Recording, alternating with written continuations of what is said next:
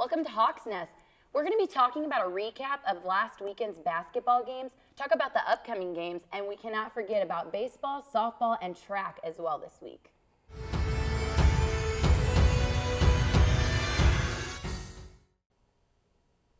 Welcome to Hawks Nest. I'm Mariena Carter. And I'm Andrew Miles. Well, Andrew, let's get right into it. Starting off with the men's basketball team.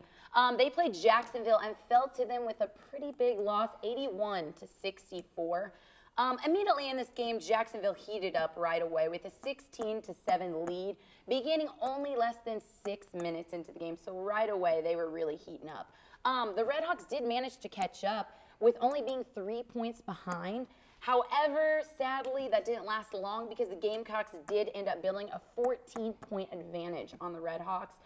Jacksonville ended up heading into the locker room for halftime with a 42-28 lead against the Redhawks. So, Andrew, why don't you go ahead and tell us about the third and fourth quarters? Yeah, moving into the third quarter, SEMO actually came out pretty strong, scoring the first 6 points, layups by Nigel Russell and Jonathan Dalton, jumper by Brewer, quickly narrowed Jacksonville's lead, but not enough, 42-34. Although the Redhawks are trailing, trailing at that time, Isaiah Gable was a powerhouse underneath the rim. Oh. He had 7 rebounds, 5 assists, and the Redhawks only shot 37%. So, and I will say, let me add in there that does really affect the game, especially because Jacksonville actually shot 50% for the game, which it just comes to show your offense has to be really on point if you're really wanting to win that game. And it was for Jacksonville. Unfortunately, it just wasn't for the Redhawks. Yeah, sadly, the game ended in a victory of 81-64. The Redhawks lost, but hopefully they'll do well with a victory of their own against Eastern Illinois this Saturday. I have some faith in them. I think they'll do well. But let's move on to the women's basketball team. They also ended up falling to Jacksonville Saturday with a score of 56-39. I will say, though, the women's basketball team started off much better than what the men's did. They were actually ahead of the Gamecocks by only 1 point. It was 14-13. Perhaps that could have been because of their defensive rebounds, because within the first 10 minutes, they had 14 of them. But then Jacksonville did end up pulling ahead at halftime with a 26-22 lead, which wasn't a really big lead. So going into the third and fourth quarters, we were looking good, like we could still come ahead strong. Yeah, most definitely. Unfortunately, that did not end up happening for us, though, because going into the third quarter, the Gamecocks went on to a 6-0 run, which ended up leading to their overall victory.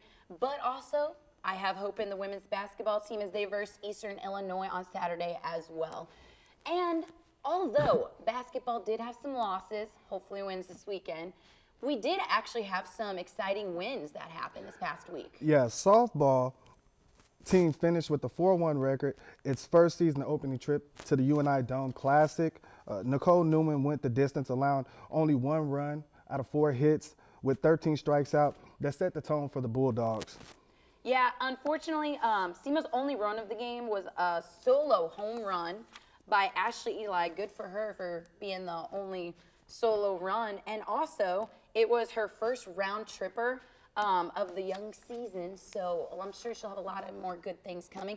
And also, let me just go ahead and highlight that in their first 4 games, that's the first time since 1996 that SEMO softball has won their first 4 games in a row like that. So great job, ladies. Yeah, when it comes down to it, the Bulldogs just simply out-hit SEMO to 4 with 8. Their players getting a hit. SEMO does return action traveling to Louisiana Tech on the Invitational February 15th through the 17th. But, we do have some more exciting news going off softball. Since we're already on the subject, let's hit baseball as well. Baseball is having their home opener on Saturday at 1 o'clock. So come out, support your Redhawks in their first game. And then, if you love the game, Saturday, come out Sunday because they have a doubleheader Sunday as well. Yeah. And then we also had some great moments for track as well. Yeah, track also had some great moments. David Plunkett, Claire Morrell, and Keaton Jones each won races for Southeast Missouri Track and Field. Plunkett won the men's 600 meter. Morrell captured the title's 800 meters, and Keaton Jones then was the victor in the men's 800 meters. On this day, SEMO was blowing past the competition. They sure did. Well, check us out on Facebook, guys, and we'll keep you up to date. Go Red Hawks.